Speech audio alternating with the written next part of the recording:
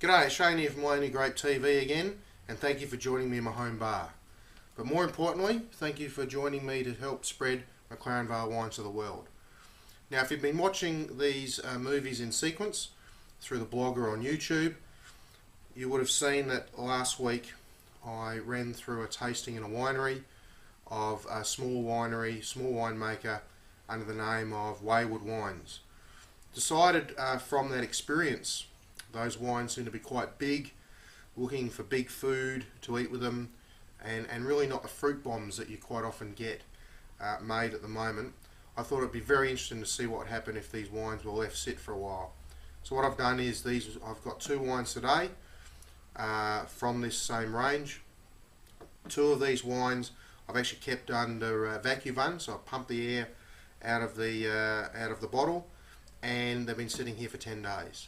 Right, so let's get straight into the wanky thing.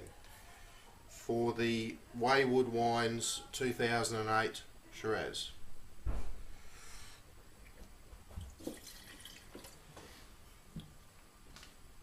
Now straight away, probably a bit hard for you to tell back there, but straight away there's no dark brown or brownish tinges at all on the wine, so I'm not expecting this wine to be oxidised.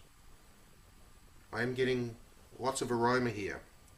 Now, my recollection from 10 days ago, and looking at my notes, was that most of the Waywood wines were aromatically challenged. Sure, I got a little bit there, but not much. Now I'm getting quite a lot. So the nose has certainly opened up. Interestingly enough, I'm getting a little cherry component, but the thing that's really hitting me is this red licorice, raspberry licorice I'm getting on the nose, which is quite unusual for a Shiraz. So let's give it a try.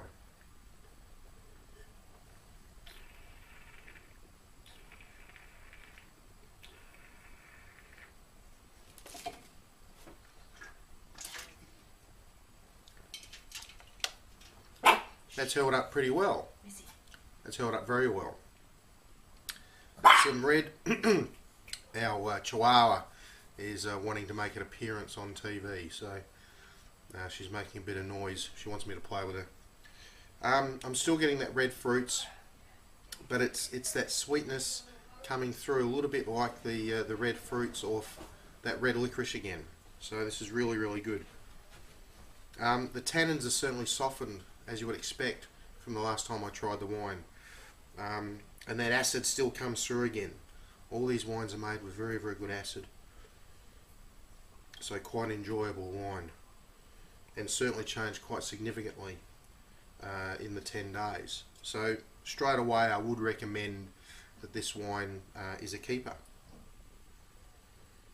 Not that it's quite apples and apples, but yeah, this wine I would suggest is a keeper. Now what would you have with it? Because of that underlying sweetness, the tannins have softened off a little bit. So you'd want something, say, caramelised onion tart, something like that, which in fact I'm going to have some tonight, so that's what made me think of it.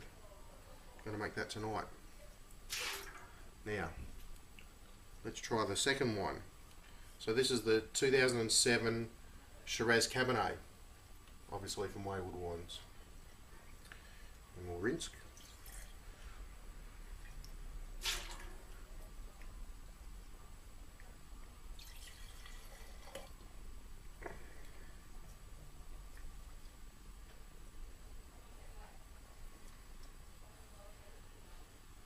Now, very different. No brown characters again, which is good, but a very, very different nose.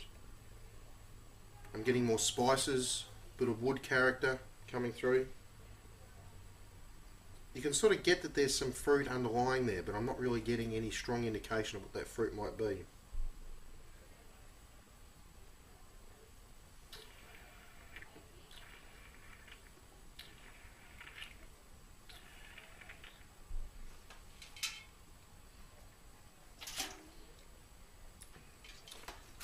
Well, hasn't that changed a lot? Really interesting. When you first try it, there really is some nice sweet fruit. Certainly different to the way it came through last time. Now this sweet fruit, there's some plums there, but it's not the stewed plums.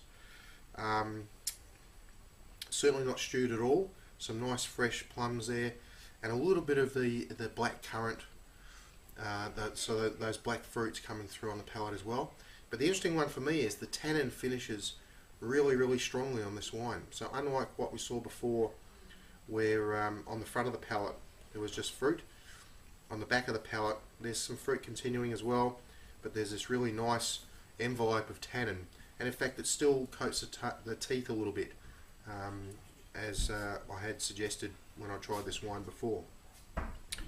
So with that tannin structure, and there's plenty of acid. The one thing about the Waywood wines I've noticed is Andrew is really going for lots of acid in the wine, which also means that it's a really good match for food. So this is still a big food wine, a big food wine, and I quite enjoy this wine. I love the blend. You've heard me say this many times before. Cab Shiraz, or Shiraz Cab, is a blend that we lost at the late 80s, early 90s, when everybody had the varietal craze, and I think it's a shame. So it's good to see these blends coming through. Food, this needs big flavours. So we're talking like your long slowed stews, so your braised lamb shanks or osso buco, those type of things. Something that sits there, the comfort food. Middle of winter, you know, it's raining outside, it's cold, you've got the fire going. Glass of this with some real comfort food would just be magnificent. I'm getting excited just thinking about it.